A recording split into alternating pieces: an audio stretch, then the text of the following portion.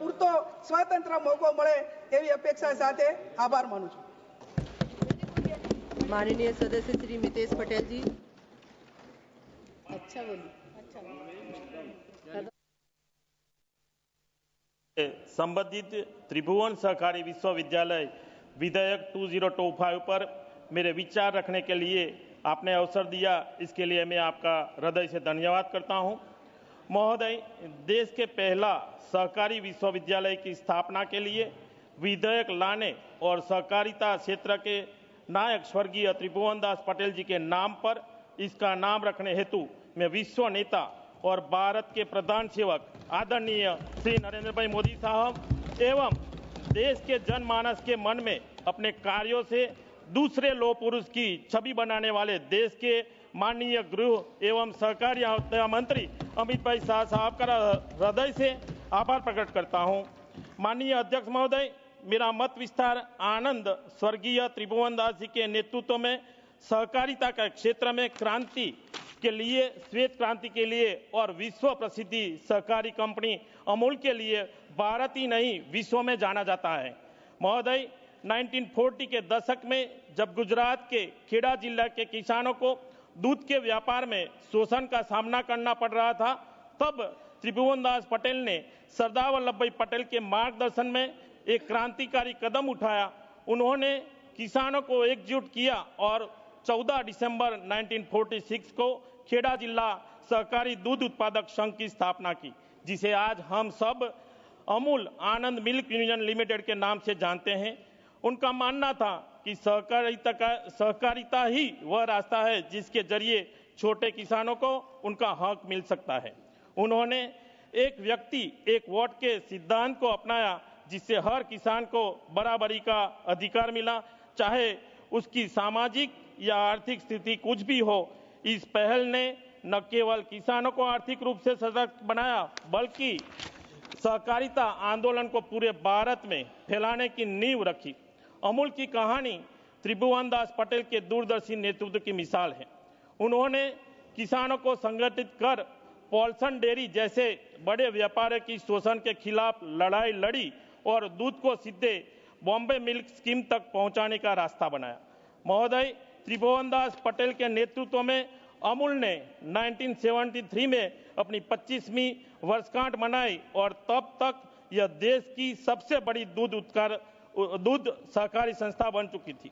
जब वे 1970 के दशक में अमूल के अध्यक्ष पद से सेवानिवृत्त हुए तो किसानों ने उन्हें 6 लाख रुपए का पुरस्कार भेंट किया। प्रत्येक किसान ने इसमें 1-1 रुपये का योगदान दिया था। इस राशि से उन्होंने त्रिभुवन दास फाउंडेशन की स्थापना की, जो आज भी ग्रामीण महिलाओं और बच्चों के स्वास्थ्य के लिए काम कर रही है।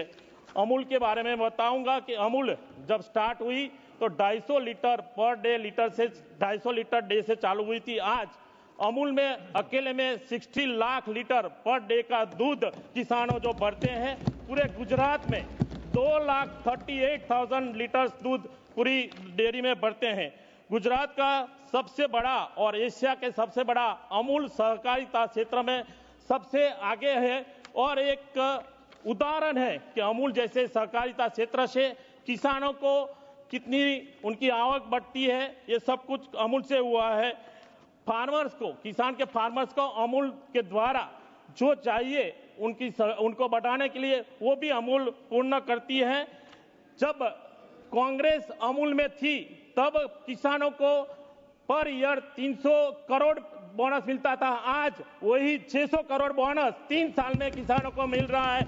इतना बड़ा परिवर्तन जब आया है तो अमूल जैसी सहकारिता हर भारत देश में होनी चाहिए और ये सहकारिता आंदोलन को पूरे भारत में फैलाने की नींव रखी है।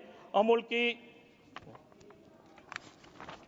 महोदय त्रिभुवन दास पटेल को उनके असाधारण योगदान के लिए 1963 में रेमन मैग्सेसे पुरस्कार से सम्मानित किया गया था, जो सामुदायिक नेतृत्व के लिए दिया गया। इसके अलावा 1964 में भारत सरकार ने उन्हें पद्म भूषण से भी नवाजा दिया था। महोदय, त्रिभुवन दास पटेल ऐसे युग पुरुष थे जिन्होंने सहकारिता को एक आंदोलन बनाया और छोटे किसानों को सशक्त करने का सपना साकार किया। महोदय, सहकारिता क्षेत्र एवं श्वेत क्रांति नायक स्वर्गीय त्रिभुवन दास जी के नाम पर इसी विश्वविद्यालय का नाम रखने से न सिर्फ आदरणीय त्रिभुवन दास जी के महान योगदान को सम्मान मिला है, वरन पूरा सहकारिता क्षेत्र एवं इससे जुड़े लोगों को सम्मान मिला है। इसके लिए पूर्ण आदरणीय मोदी साहब एवं माननीय अमित भाई शाह साहब का मैं आनंद तथा देश की जनता की तरफ से धन्यवाद देता हूं। महोदय, मुझे पूर्ण विश्वास है कि आगे भविष्य में यही विश्वविद्यालय आदरणीय मोदी साहब के विजन आत्मनिर्भर एवं विकसित भारत के लक्ष्य को प्राप्त करने एवं गांव किसान के समृद्धि में अपने महत्वपूर्ण भूमिका निभाने वाला है। महोदय, इस विश्वविद्यालय का लक्ष्य सहकारी शिक्षा और प्रशिक्षण पर ध्यान केंद्रित करते हुए राष्ट्रीय महत्व का संस्थान बनना है, जो सहकारी क्षेत्र में तकनीकी और प्रबंधन शिक्षा को बढ़ावा देगा, विशेष प्रशिक्षण प्रदान करेगा तथा अनुसंधान एवं विकास को बढ़ावा देगा एवं सरकारी क्षेत्र में योग्य पेशेवरों की आवश्यकता को पूरा करेगा एवं विश्वविद्यालय सहकारी शिक्षा में वैश्विक मानक हासिल करना चाहेगा। अध्यक्ष महोदय, माननीय गृह एवं सहकारी मंत्री अमित भाई शाह साहब ने सबसे पहले 2021 में राष्ट्रीय सहकारी विश्वविद्यालय की योजना की घोषणा की थी। उन्होंने राष्ट्रीय सहकारी सम्मेलन के दौरान इसी तरह के संस्थान की आवश्यकता पर प्रकाश डाला था। जर्मनी और केन्या सहित कई देशों में पहले से ही सहकारी समितियों के लिए समर्पित विश्वविद्यालय है, लेकिन भारत जैसे देश में जब हम आजादी का अमृत काल मना रहे हैं, तब जाकर इसी तरह का पहला संस्थान खुलने जा रहे हैं, जो सहकार से समृद्धि की अवधारणा को समर्पित होगा।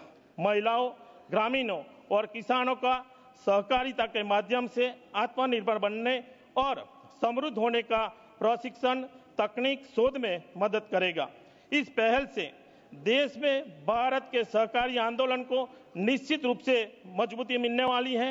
महोदय, जिस देश में सहकारिता से पैदा होने वाली अमूल जैसी संस्था जो किसानों की समृद्धि एवं रोजगार के अवसर पैदा करने का बेहतरीन उदाहरण है, उस देश में सहकारिता क्षेत्र में शोध, प्रशिक्षण, तकनीक के विकास हेतु पहला विश्वविद्यालय मिलने में आजादी के बाद 75 साल लग जाना यह दर्शाता है कि आजादी के बाद जिन लोगों के हाथों में लंबे समय से देश की विकास की जिम्मेदारी रही, वो देश के प्रति कितने गैर जिम्मेदार रहे होंगे। महोदय, मैं देश की जनता का आभार प्रकट करना चाहूंगा कि उन्होंने ऐसे लापरवाह लोगों को थोड़ी देर से ही सही लेकिन अच्छा सबक सिखाया और देश के विकास पुरुष एवं प्रधान सेवक मोदी साहब को देश को विकसित करने की बागडोर सौंपी और मोदी साहब अपने परिश्रम, सेवा और विजन से जनता के भरोसे पर लगातार खरे उतरे हैं।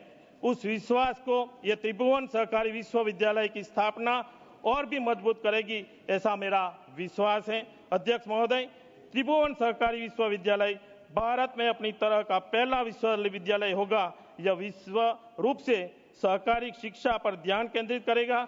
विश्वविद्यालय डेयरी, मत्स्य पालन, बैंकिंग और अन्य क्षेत्रों को कवर करने वाला श्रेष्ठ विशिष्ट स्कूल स्थापित करने की योजना बना रहा है। यह स्कूल पूरे भारत में विभिन्न सहकारी क्षेत्रों की जरूरतों को भी पूरा करेंगे।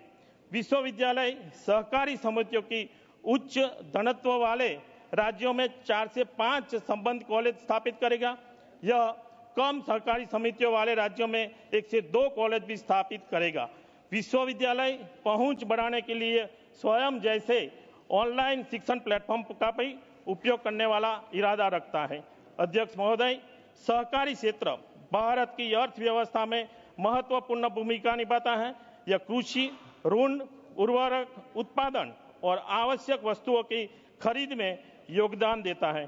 सरकार का लक्ष्य इस क्षेत्र में खंडित शिक्षा और प्रशिक्षण बुनियादी ढांचों को संबोधित करना है। विश्वविद्यालय की स्थापना को प्रशिक्षण की गुणवत्ता को मानकीकृत और बेहतर बनाने के लिए एक कदम के रूप से में देखा जाता है। इरमा नए विश्वविद्यालय के भीतर के एक स्कूल में परिवर्तन हो जाएगा। यह परिवर्तन सहकारी क्षेत्र में अपनी जिम्मेदारियों को बढ़ाते हुए अपनी पहचान को बनाए रखेगा। अध्यक्ष महोदय, त्रिभुवन सहकारी विश्वविद्यालय की स्थापना से सहकारी शिक्षा के लिए एक मजबूत ढांचा तैयार होने की उम्मीद है। इसका उद्देश्य सहकारी समितियों के भीतर विभिन्न भूमिकाओं के लिए योग्य पेशेवरों की निरंतर आपूर्ति सुनिश्चित करता है। यह पहल भारत में सहकारी आंदोलन को मजबूत करने के सरकार के व्यापक दृष्टिकोण को अनुरूप है। महोदय, अंत में मैं पुनः त्रिभुवन सहकारी विश्वविद्यालय आनंद मेरे मत विस्तार में देने के विधेयक 2025 लाने हेतु भारत के प्रधान सेवक आदरणीय नरेंद्र भाई मोदी साहब एवं गृह मंत्री सहकारिता मंत्री आदरणीय अमृत भाई शाह साहब का धन्यवाद करता हूं। वंदे मातरम। माननीय सदस्य